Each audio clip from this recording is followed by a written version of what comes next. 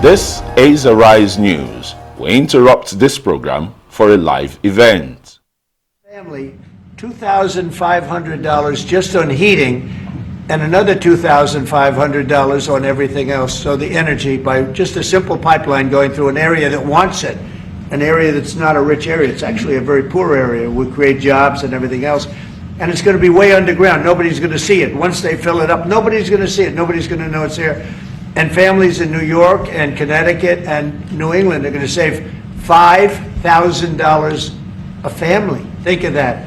Because right now they have the highest energy prices maybe in the world, they say. New England is a disaster. So we're working on that. In fact, the governor's coming in, Governor of New York, Kathy Hochul, who's a very nice woman. She's coming in tomorrow morning at 9 o'clock to meet me on that and other things. And not only that, but other things. So I hope we don't have to use the extraordinary powers of the federal government to get it done, but if we have to, we will.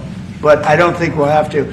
I can tell you Connecticut wants it, and all of New England wants it. And who wouldn't want it? And it's also jobs on top of everything else. So that's going to be very exciting. So we're meeting with the governor tomorrow morning. Mr. President, some people question, thank you, Mr. President. Greenland. What is your vision for the potential annexation of Greenland and getting them potentially to Well, I think it'll happen, and I'm just thinking, I didn't give it much thought before, but I'm sitting with a man that could be very instrumental. You know, Mark, we need that for international security, not just security, international. We have a lot of our favorite players, cruising around the coast, and we have to be careful. And we'll be talking to you. It's a very appropriate, really a very appropriate question. There's an issue in the high much. north, so the Arctic. So what you did, so when it comes to Greenland, yes or not joining the US, I would leave that outside for me, this discussion, because I don't want to drag Nato in that. But when it comes to the high north and the Arctic, you are totally right. The Chinese are now using these routes. We know that the Russians are rearming. We know we have a lack of icebreakers. So the fact that the outside Russia, there are 7 Arctic countries working together on this under US leadership is very important to make sure that that region, that part of the world stays safe. And we know things are changing there and we have to be there. Well, they just had an election there the other day. Do you see a referendum, a plebiscite, where the people of Greenland would be in a position to decide if they want to become part of the United States? Yeah, it was a good election for us, as you know. It was not a referendum. It wouldn't be called that. It was an individual election. But the person that did the best is a very good person, as far as we're concerned. And so we'll be talking about it, and it's very important.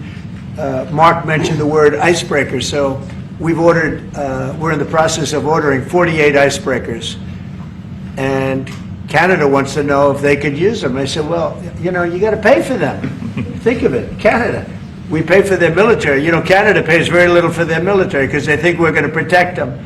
But even with the icebreakers, so we're going to order 48, and Canada wants to be part of the deal. I say, you got to get your own icebreakers. I mean, if you're a state, you can be part of the deal. But if you're a separate country, you've got to get your own icebreakers.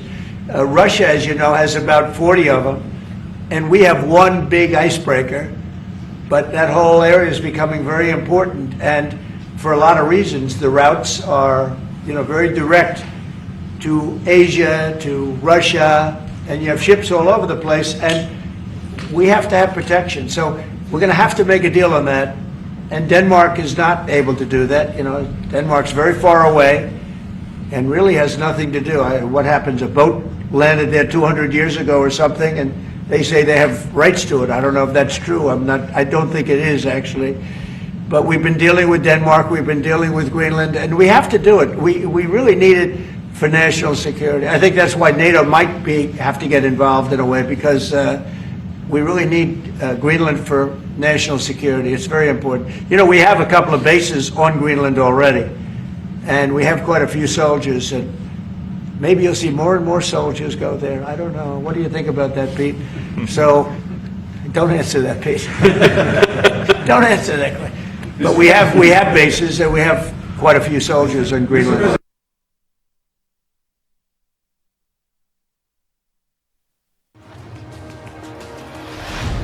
You've been watching an Arise News live coverage. We're now returning to normal programming.